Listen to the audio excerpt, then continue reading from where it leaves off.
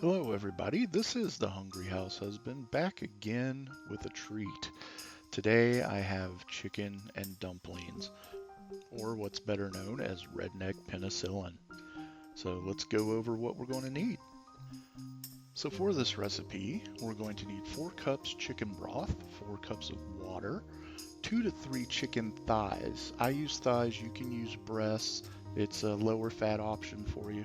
1.5 tablespoons of olive oil, 2 stalks of both celery and carrots chopped to 1/2-inch cubes, 1 onion chopped, 1.5 teaspoons of table salt, 1 teaspoon dried thyme, 1/4 teaspoon fresh ground pepper, 1/2 cup of cold water, 1/4 cup all-purpose flour, 1/2 cup of frozen peas. I used mine from a can. Now for the dumplings, all you need is 1 cup of flour, 2 teaspoons of baking powder, 1/2 teaspoon of salt, 1/4 teaspoon of thyme, 1/2 cup of sour cream, 1/2 cup of milk, and 1 tablespoon of vegetable oil. So first things first, I salt and pepper my thighs with the skin on. Again, if you use breasts, you can completely skip this step. But I'm going to take my thighs and place them in a pan with a little bit of olive oil just to sear the skin. We're just trying to get it nice and brown so that we can get some caramelization on that skin. We're not trying to make it crispy, we're just trying to add a touch of flavor which will infuse into your broth. So at this point, my chicken has been in for about 10 minutes or so, just long enough to get that outside skin nice and crispy and caramelized. So go ahead, take that out of the oil and set your pan to the side. Don't dump the oil. You're going to need it again here in a little bit. So now in a 6-quart stock pot, I'm going to add the chicken broth, all 4 cups. And then I'm going to add my 4 cups of water. And I've got this cranked up to high heat because we are about to boil our chicken. So I go ahead at this point, add the chicken in, and we will let it boil for 20 minutes. And through the wonder that is YouTube, here we are 20 minutes later. Our chicken is fully cooked at this point, but what would be the fun in just eating it now? We still have a little bit of work to do. So we're going to take it over and start to shred it. Now, once you start shredding this, if you use thighs with the skin on, the first thing you're going to notice is the skin not crispy. Even after we did the whole pan frying thing earlier, that was more for flavor, not consistency and texture. So you will notice that the fat and skin will be a little gelatinous. Now, that's okay, because once it's in the broth and boiling, it is going to melt away most of that fat. You can scoop it off the top if you like, and do away with it that way, and all you're left with is the flavor from the skin. Now once we have all of our chicken shredded as fine as you would like it, it's time to go play with the vegetables. So now we need to move our broth over to a low burning burner and take our pan over medium heat that we used earlier, and just go ahead and add in the vegetables that are all chopped. And we're just going to cook them for about 6 or 7 minutes in that olive oil, just till they start to become kind of soft. So now that we've taken the crunch out of the vegetables, we want to go ahead and swap our pots back.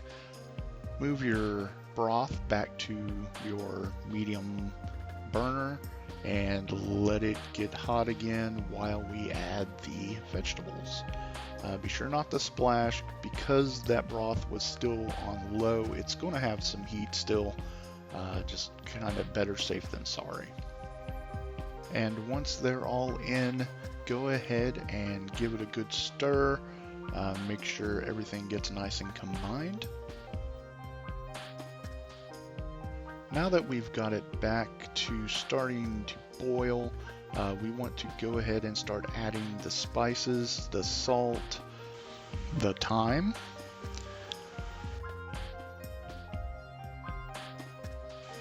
and the black pepper. And be sure to give that a good stir so that everything combines well.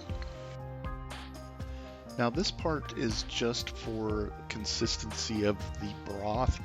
I like mine a little thicker, so I'm going to put in a flour water mixture just to make it kind of a gravy. But keep in mind, this part is completely optional. So into my water, I'm going to add my flour, and that's it. Just kind of stir that up, get it nice and smooth. It will take a minute or so to get it smooth enough. You don't want any lumps because then you'll have globs of flour in your stew. So just take your time, make sure it's nice and incorporated, and almost like a really thin pancake batter or a crepe batter. So now that our flour water thickening mixture is done and smooth, we take it over to our broth and basically just pour it in slowly and stir. You will not notice it thickening up immediately, but it will help in the end, especially once the stew cools enough for you to eat it. Now that the broth is starting to return to a boil, we're going to go ahead and add in our peas. Now I added twice as much peas as the recipe calls for, just because I love peas. Mine were also from a can and not frozen. I prefer the taste of canned peas to frozen peas. They're sweeter, just personal preference. And then we'll also add our chicken. Be sure to get all the little scraps and bits of skin and everything. That's all flavor. That's going to make this absolutely amazing. And be sure to stir it up so we get everything nice and combined. And now it is dumpling making time. So first things first, we need to take our flour, add to it our baking powder, our salt, and the thyme. At this point, we want to go ahead and grab a whisk, just whisk all that together till it's nice and combined and smooth, no lumps in the flour or anything like that, just to make it the next step a little bit easier.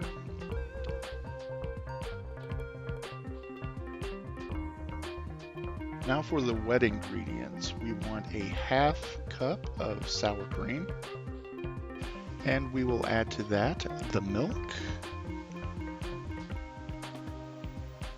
the oil,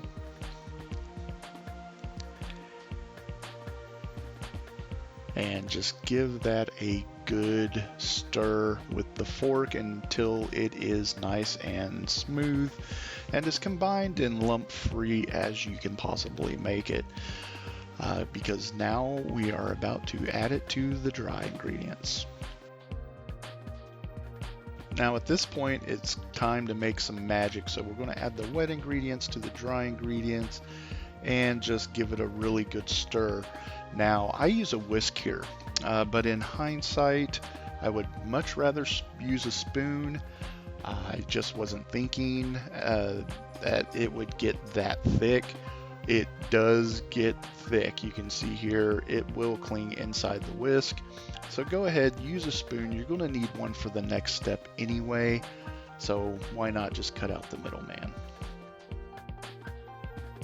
Now using the aforementioned spoon, we're going to take drops of the dough and just lay them right on top of the broth. Be sure it's at a boil so that it can cook it quickly, and they will start to kind of puff up a little bit. So here we are, we have our pot full of weird looking biscuits on top.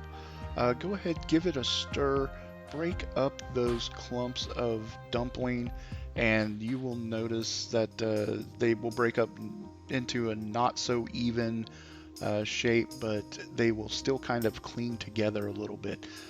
Just jab them a few times, they kind of bust up on their own how they want to, but ultimately leave them as large as you like. And so now our redneck penicillin is complete. You can see the broth is a little bit more gravy-like than it would be normally if it was just plain chicken broth and water. It thickens up a little bit as it cools, so very, very good. The tastes are amazing, and I think you'll really, really love it. But as always, I hope you liked the video. Like, comment, subscribe, and may your life and your food always have flavor. Bye-bye.